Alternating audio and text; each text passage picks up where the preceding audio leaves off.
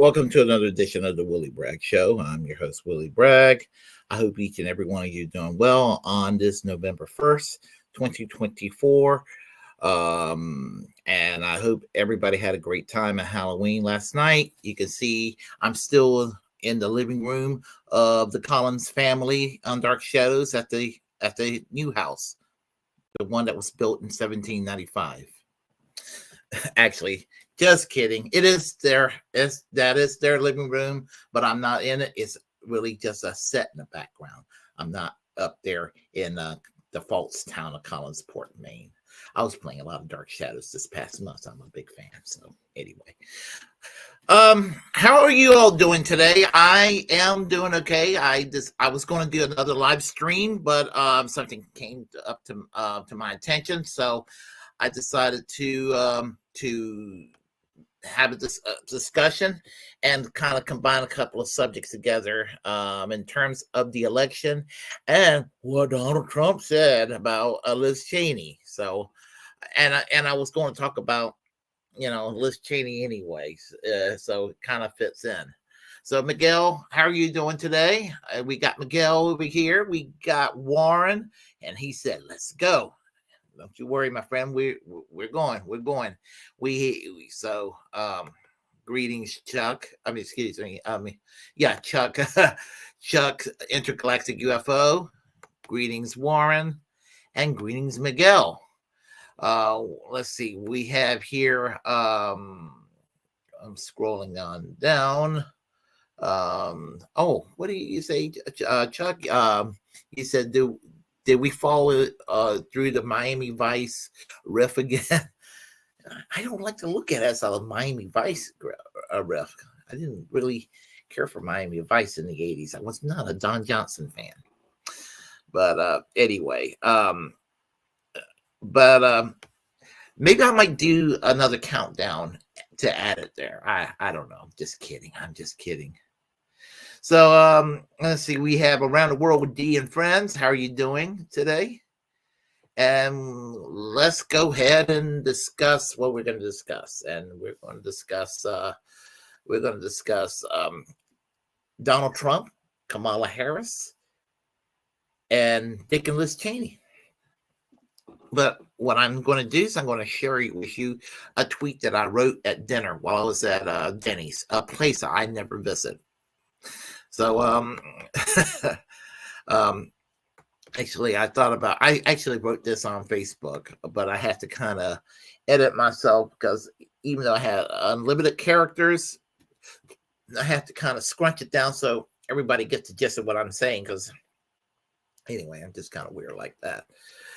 I said here, it's okay to be anti-Trump, but you don't have to be in alliance with something far worse than Trump to defeat Trump.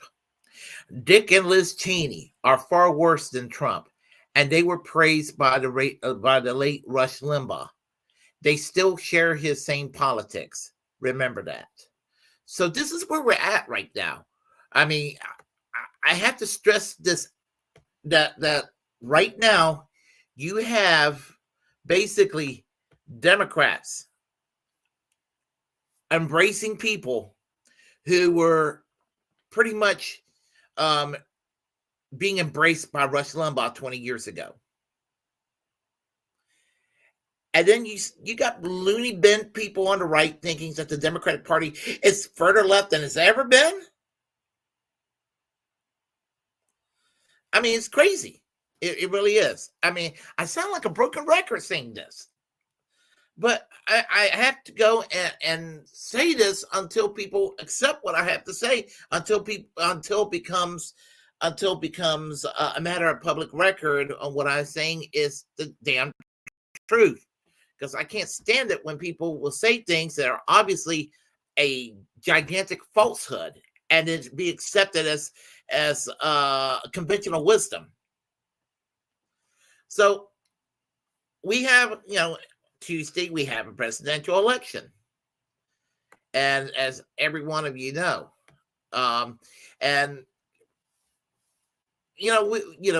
we will see either angry red hats that evening, or we're going to see angry pink pussy hats that evening. Remember those obnoxious pussy hats that the resistance liberals were wearing? It was so popular, like in late 2016, early 2017. God, I hope they don't wear those things again. But, we will see what happens on Tuesday. But I'm going to make a prediction regardless of the outcome. Regardless of who wins in this election. And honestly, it's a toss-up right now. I've heard all kinds of analysis of the election and how it could swing. And honestly, I think it could swing either way. And you never know. We'll see a surprise on this election that we never could anticipate. That's usually how it works. But one thing I think is going to happen, for sure, if Donald Trump wins, we know what's going to happen. We know that Bernie Sanders will get blamed from the year 2016. He caused all this to happen, and because they're going to try to find somebody to blame. Then they'll blame Jill Stein. Again, they're going to just link the two, and then they're going to punch left. But they'll do that, and we know that that's part of the plan, which is not surprising why they ended up teaming up with Cheney. And Jimmy Dore said this once, that the liberals hated Ralph Nader because he supposedly gave us George W. Bush. But in 2018, when the liberals started rehabilitating George W. Bush, I'm paraphrasing, they still hate Ralph Nader. And that's what it comes down to. So what I also think is going to happen is you'll see Putin is obviously behind this. And I hate to think about the rattle sabling that's going to go on if that happens. So, I think that, if Kamala Harris is reelected, is elected, I hate to see the rattle sabling that will go on, because I think that they will also still blame Bernie and blame Jill Stein for causing a lot of division and all that. They want to punch left no matter what, is basically what I'm trying to say. I'm trying to beat around to what I'm trying to say ultimately. And ultimately what I'm trying to say is they want to go and punch left at the end of the day. It's all about how we can punch left and keep the left, in their corner and in their place. Because they got a little out of place in the last decade, about a decade ago. They got a little out of place. They got a little out of place, demanding crazy things like, oh my God, Medicare for all. Oh my God, free college. Oh my God, a Green New Deal. Oh my God, end these neocon wars. All these things. Got to keep them in their place. We'll go and give them a little bit. We'll give them a little bit. We'll give them a little virtue signaling here and there, and we'll give them a little project. We'll go and take away the abortion rights to give them really something to go get worked up about, and we'll tell them, "Oh, go and vote harder for us, and we'll restore Roe versus Wade on a congressional level and solidify that into federal law." And then they will not do anything. And then just fundraise. And my prediction is that if Kamala Harris loses, that Chuck Schumer and Bill and Hillary Clinton and Nancy Pelosi will, they'll be triggered publicly, but privately they'll be happy because they can fundraise off the people and with the fearing and fear mongering and everything. Oh, Trump is a fascist. Trump is this and that. Well, Trump is bad news, and I'm not going to argue with that. He is bad news in many, many ways. So are Democrats. So are most politicians. And I'm sure that if Trump is gets back in there, I'm sure right away I'm going to find something that's going to piss me off about him.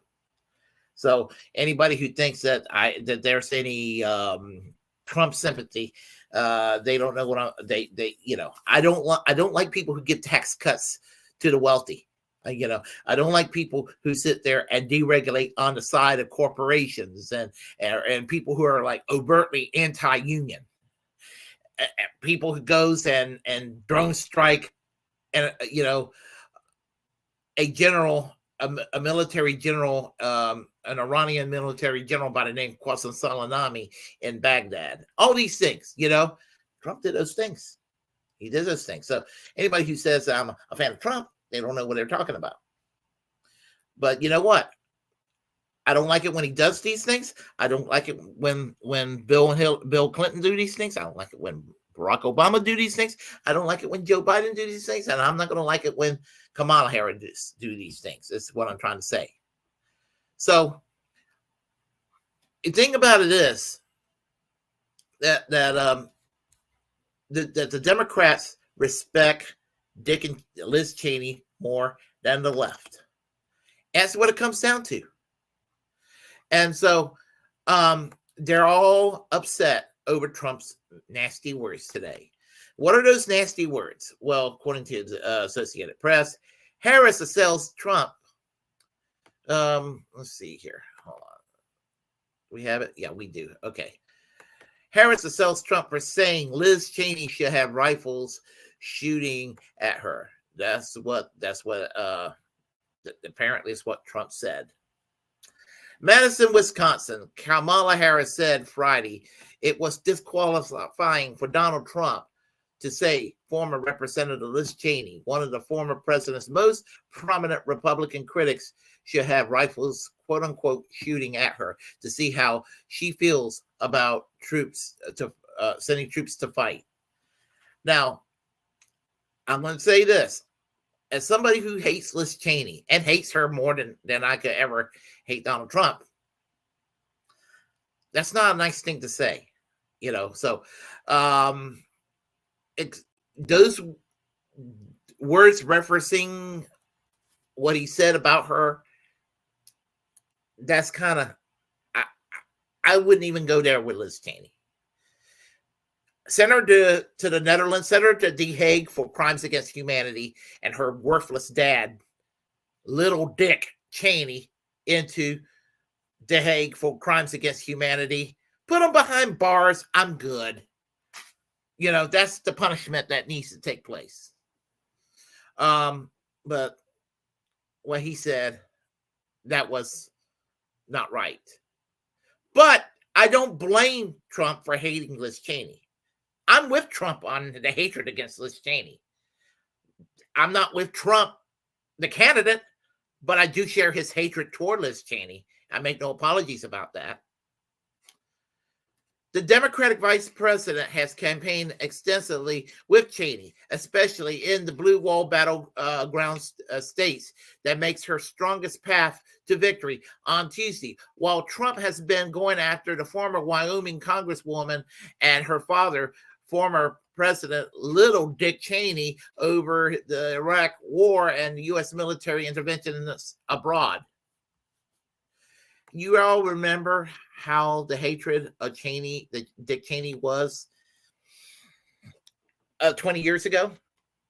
The hatred that Trump receives today from the liberals, it was pretty much the hatred that they had toward Dick Cheney 20 years ago. Because like Glenn Greenwald said, Dick Cheney was Trump before Trump. Speaking to reporters after arriving in Madison, Wisconsin, Harris asked voters to consider who they prefer sitting in the Oval Office, driving the message that she's been emphasizing the campaign closing week. Harris called Cheney a true patriot and said Trump has increased his violent rhetoric. She supported her father's torture program in Guantanamo Bay. Is that patriotic? If that's patriotism, fuck patriotism. Seriously. You know, and what is it? Is Kamala Harris, is she becoming the new George W. Bush, Dick Cheney, by acknowledging that Liz Cheney is a true patriot? Quote unquote, his enemies list has grown longer. His rhetoric has grown more extreme, Harris said.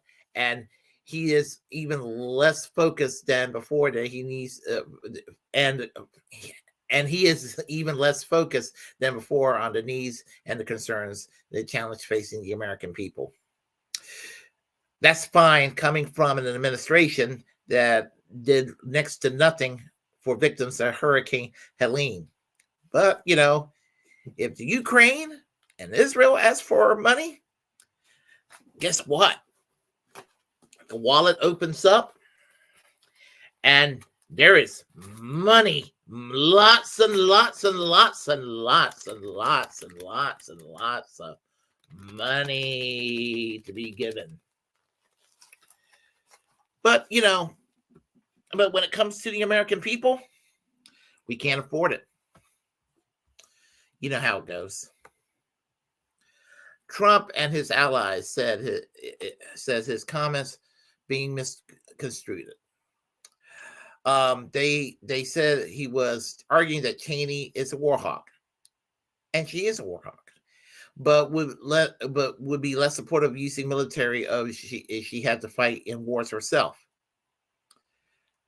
Well, I understand that her father was doing internship with the governor of Wyoming during the 1960s instead of serving in Vietnam. Yet a lot of these folks had no trouble saying, "Well, look at the vice presidential candidate, Tim Walz, conveniently leaving the National Guard to get out of fighting in Iraq." But I guess it's okay when Dick Cheney is sort of weaseling his way out, working with the governor of Wyoming in the 1960s, or George W. Bush, finding his way to weasel out of going to Vietnam as well.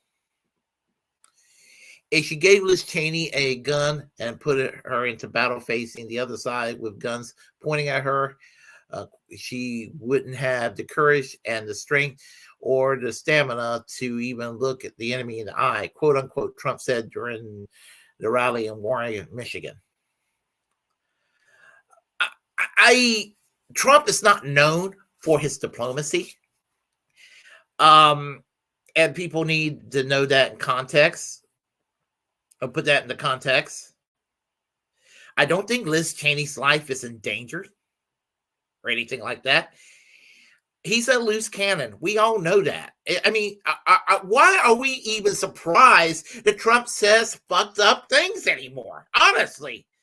I mean, it's just like we're still acting like it's August 2015 when he is just announcing his campaign and he's just saying these weird things, and we're like, oh, do you hear what Trump said? You hear what Trump said today? Oh my God, do you hear what Trump said? Do you hear what Trump said today? Oh my goodness, do you hear what Trump said today? I'm outraged. Oh, are you outraged? I'm outraged. Come on. The Republican presidential candidate has been using increasingly threatening rhetoric against his adversaries and talk of enemies from within undermining the country. Some of his former senior aides and Harris has labeled him a fascist in response. Now, here's the thing. I have heard both sides using awful references and everything.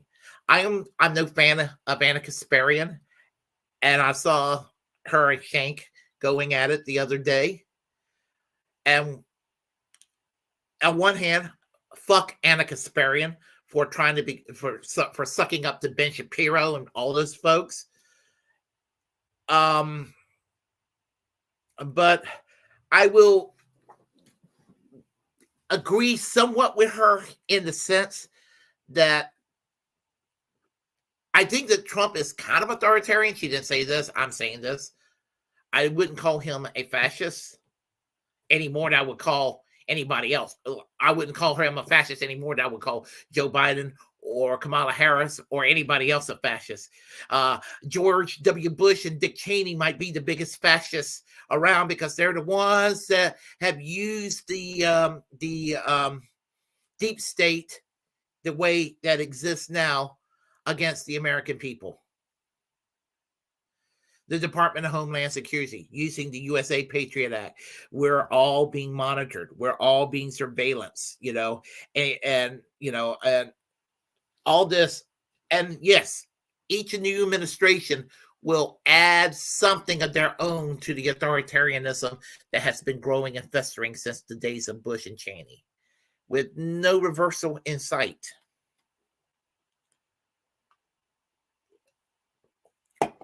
So, yeah, Does he possess authoritarian tendencies? Absolutely. Same with Joe Biden. Same with Barack Obama. Same with George W. Bush.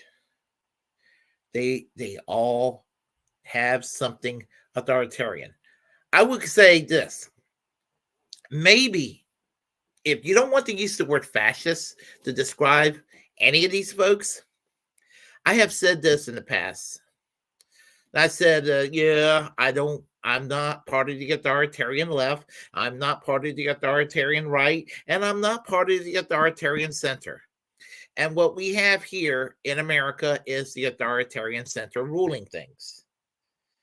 And what I mean by that is the oligarchy that does it. The corporations that buys both parties. And they use the little culture war to divide people up, which is why we need to get rid of the two-party system. Let me continue. Cheney, who broke with Trump after a mob of his supporters stormed the Capitol on January 6, 2021, on Friday, called the former president cruel, unstable man who wants to be a tyrant. Yeah, I agree. Fuck the January 6th people on one hand, but on the other hand, that was a diet coup. They're a joke, and there was too much hype about it. But that's just my 2 cents worth.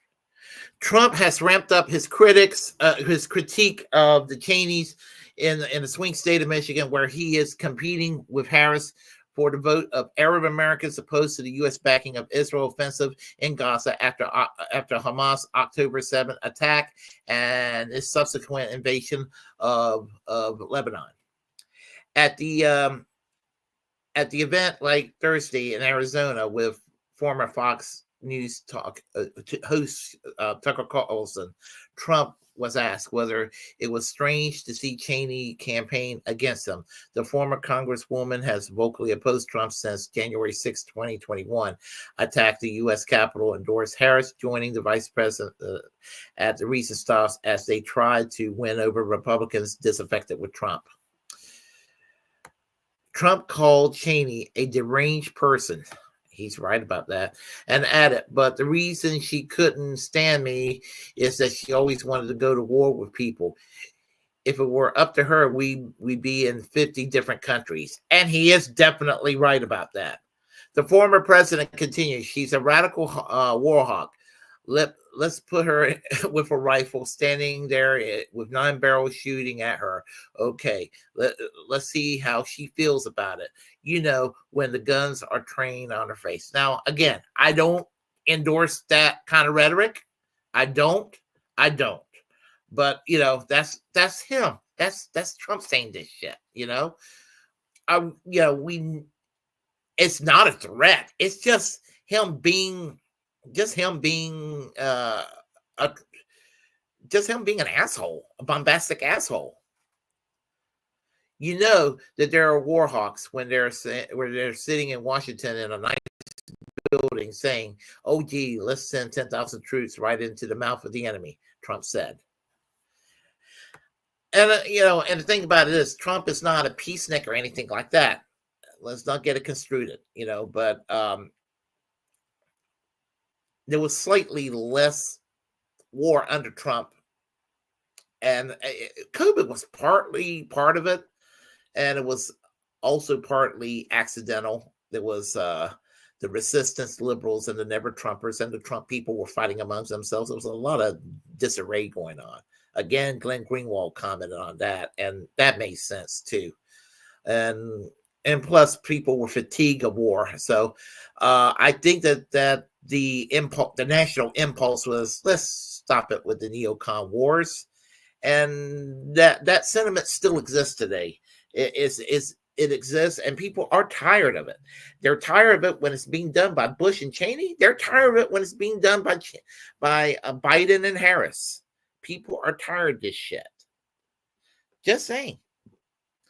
Cheney responded Friday in a post on Twitter. I'm not going to call it that one-letter word.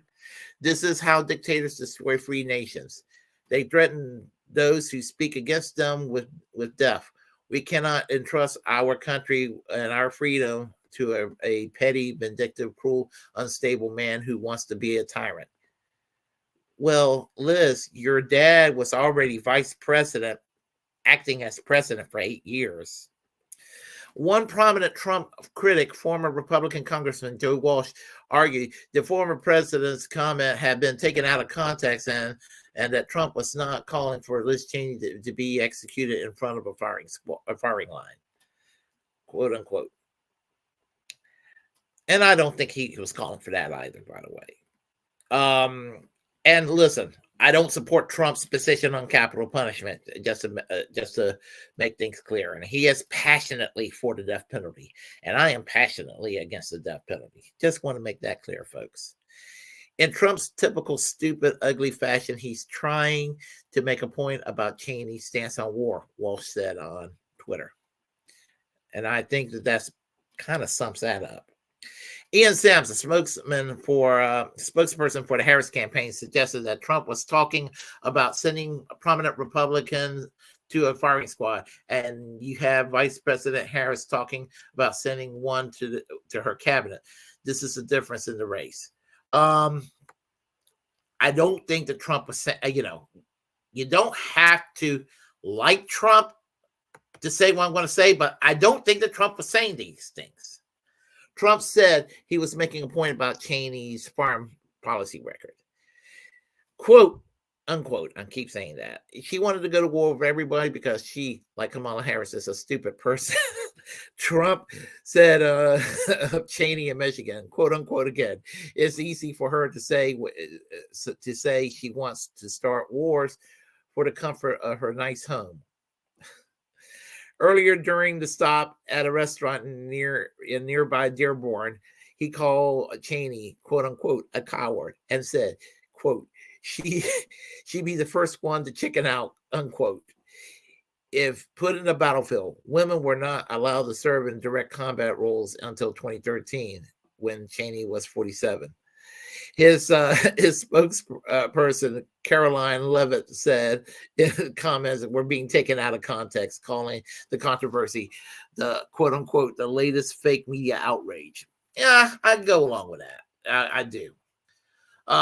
Throughout his campaign, Trump has been fixated on the Americans he believes have wronged and betrayed him. He portrayed them as worse than the United States foreign adversaries, referring to them as enemies from within. I mean, there was like a little Joe McCarthy rhetoric right there. And it's not anything to take comfort with, but it's par for the course. And again, we're talking about somebody who's unhinged and unpredictable and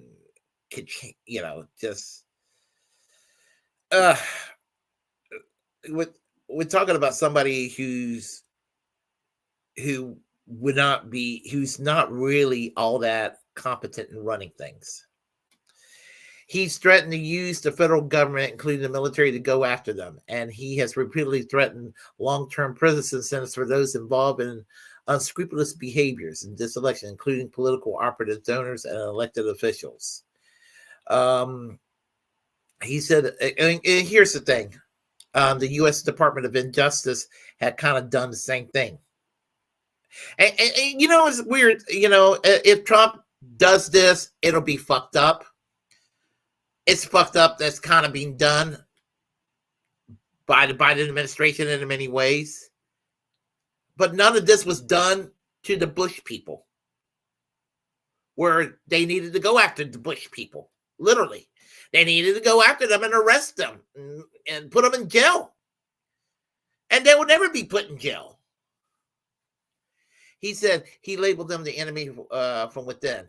Should be very easily handled by, if necessary, by the National Guard or necessarily by the military. Some of the Trump supporters have said of his talk of vengeance is either justified or hyperbole. So,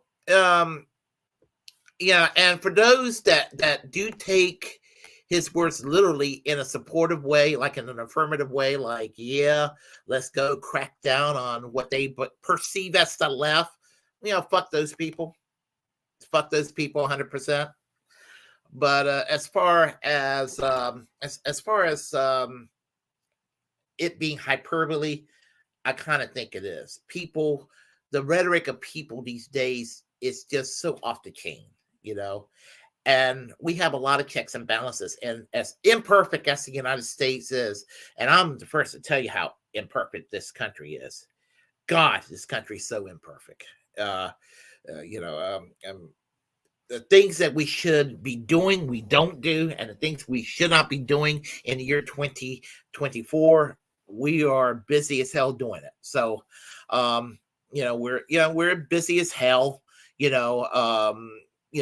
With being the most incarcerated society in the world and practicing the death penalty, we are doing that, and we're busy doing that when we shouldn't be doing that. And we're the last Western nation in the world not to have universal health care. And that's a crime. That's criminal. That's criminal as far as I'm concerned.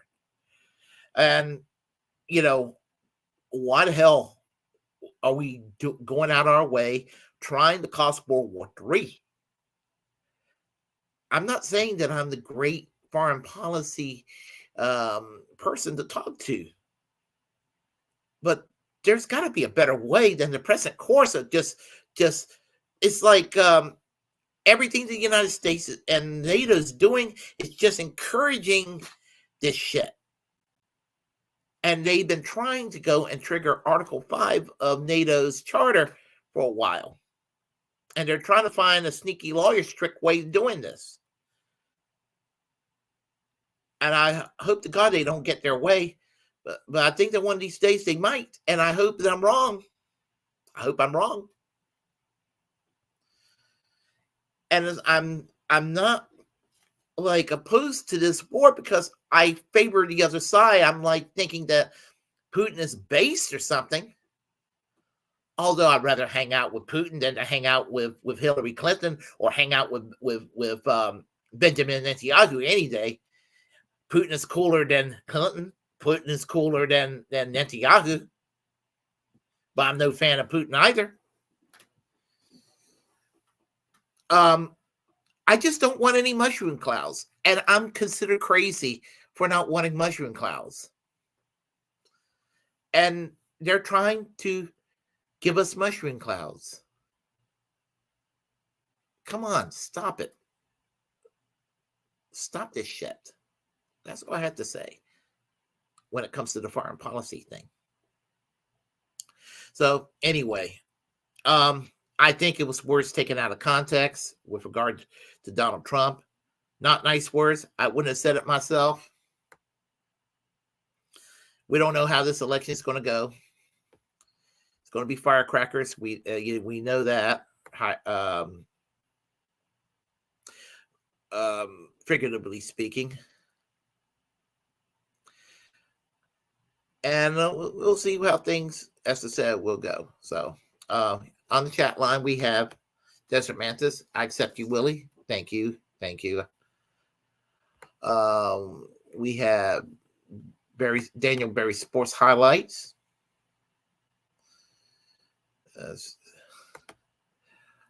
Jill is a Putin puppet. Yeah, I've heard that many times. I heard that.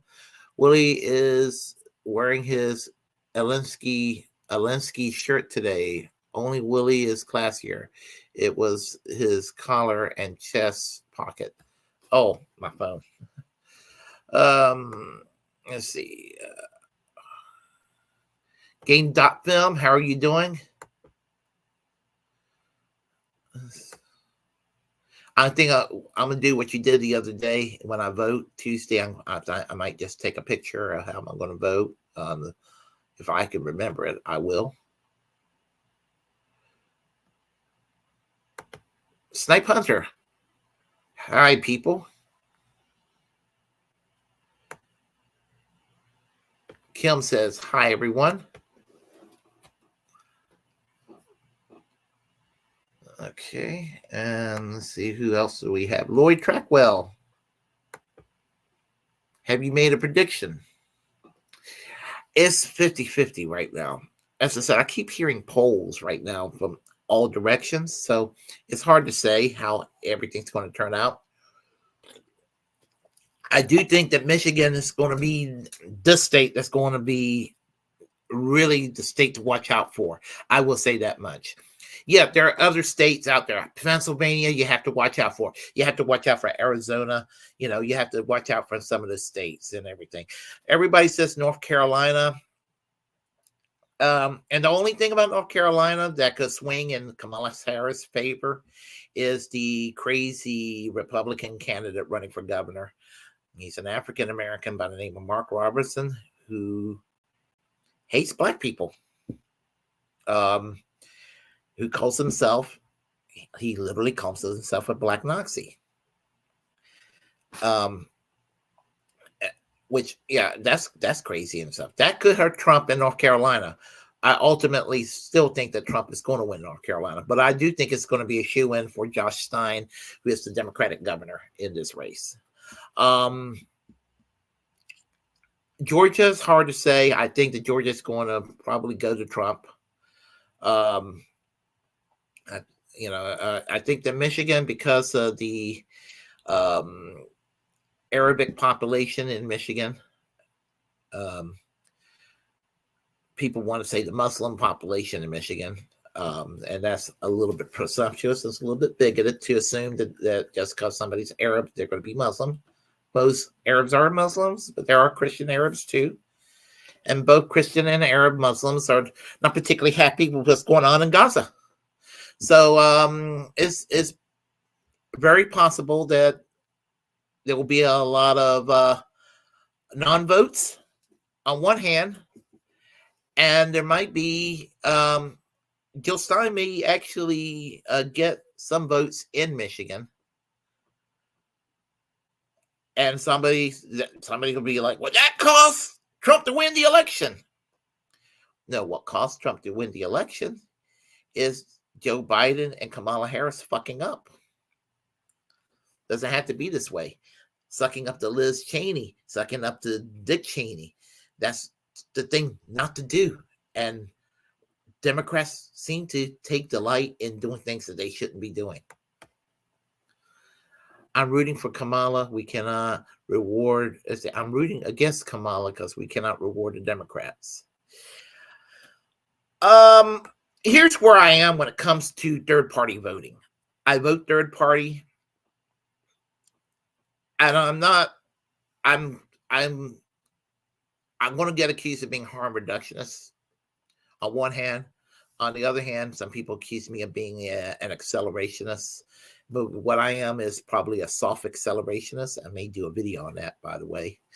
And what I mean by that is, even though I do vote third party, I want that third party. I want the third party candidate to win. Whether it's a Green Party, when I vote third party, it's usually a Green Party candidate or some type of Socialist Party candidate running for office. And I want that Green Party candidate or that socialist candidate to win that seat, obviously. In the event that they don't win, I hope that if the Democrat is reelected or gets elected there, I have a hope that they may put into consideration, well, gee, I better go and do something proactive, or these folks may run again and they may take my votes away. And if you got to have Democrats in office, you want to push them left. And if they don't go left, they must suffer the consequences. Of course, by suffering the consequences, you don't go and vote Republican because that's just going to encourage the Democrats to go further right. You have to go and push them into a left direction by whatever means is necessary. So if that makes any sense. So I am a relative accelerationist or a relative harm reductionist combined, I guess. I guess that's what I mean. Dr. Nick Riviera, how are you doing today? Hi, everyone.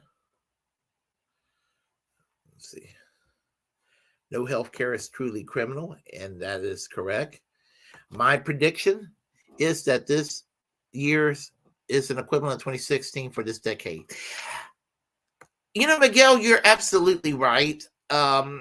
With one missing caveat. Whatever we may think of Bernie today, I have my criticism of Bernie. Some of y'all have criticism, obviously, of Bernie, probably a little more severe than mine. And the criticism of Bernie is justified. But it's like the 2016 election without all that was positive about Bernie. And that's what's pissing me off about the election. There's no talk about Medicare for all. There's no talk about, the other socialists and social democratic perks that normal countries have. Nobody's talking about these things anymore. And it's, I feel like we're, are we going to ever talk about these things again? Or is this ever going to happen? Or will I have to, when I retire, will I have to move to Portugal, which is the country I think I would move to if I move out of the United States? I just about decided Portugal is the country I'll move to. I'll have to do further research, but I had my reasons for choosing Portugal. The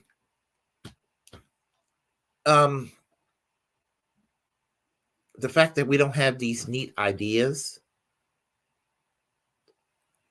tells me what's wrong with our society. And so at the age of 55, I'm going to be 56 in March, just seeing the country not progress in any significant way is very discouraging.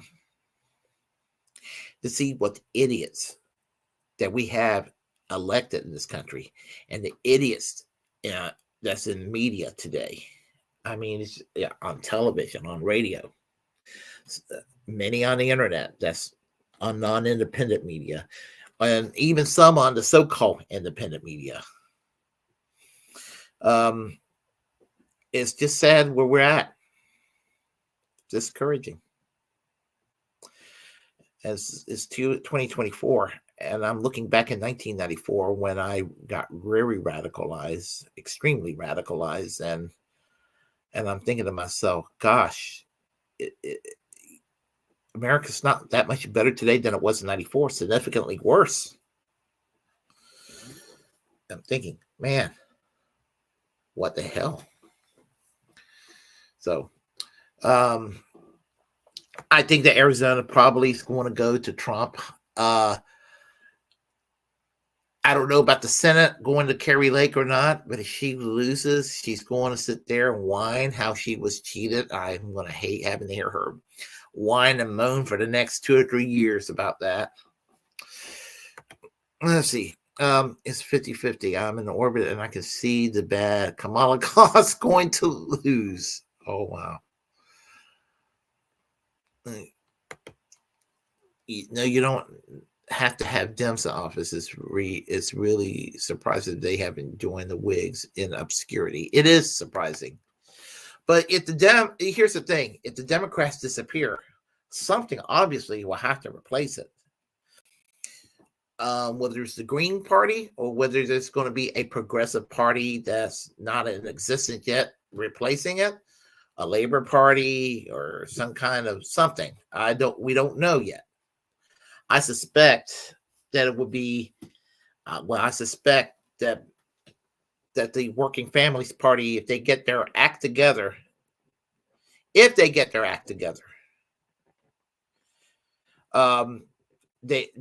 could be a potential, but they're so entrenched in the Democratic Party camp in some of these states that is, I don't know if that could be the way to go. And they are the successor to the new party. And I remember when that came out, and I was excited about them. They're not that new anymore, are they? But anyway, Bull Moose Party resurgence.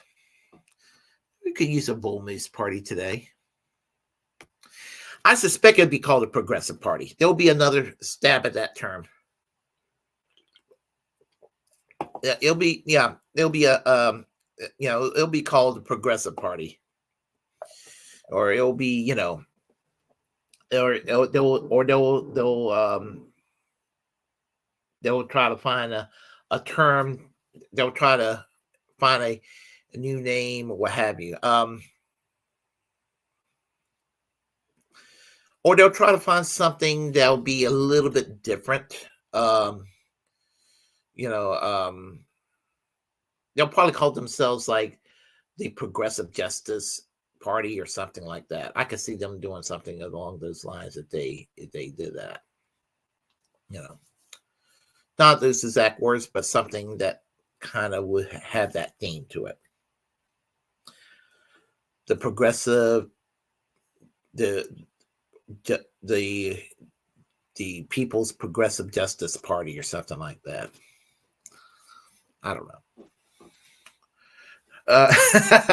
The American Communist Party, the MAGA Communist Group. I don't know. I don't know if people are ready for that yet. I think that's Jackson Hinkle's project right now.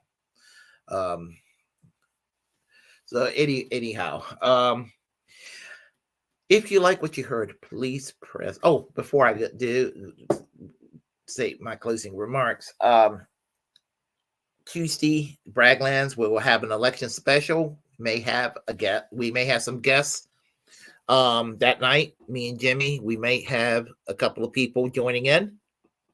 I'll have a live stream on Monday. I'll have a live stream this weekend. One I've been trying to put up for a while, but for some reason, just things keep happening. Anything else going on? I would say if you haven't voted yet, don't get discouraged, vote. And if you don't vote after this year, I wouldn't blame you. If you like what you heard, please press like, comment anyway. If you disagree with what I have to say, we will have conversation. Feel free to share the content on this channel. As a First Amendment absolutist, it's my duty to inform you to create your own platform and utilize it because we're, in fact, the muckrakers of our time. Feel free to share. Feel free to subscribe to the Willie Bragg Show on all my platforms. You know what they are. Reject corporate media. And of course, remember to pardon Julian Assange because he needs pardoning at this point. Free and pardon Ed Snowden. Free Palestine. Free healthcare for all. And free speech, absolutism for all. Thank you all. I will be back next time. Bye-bye.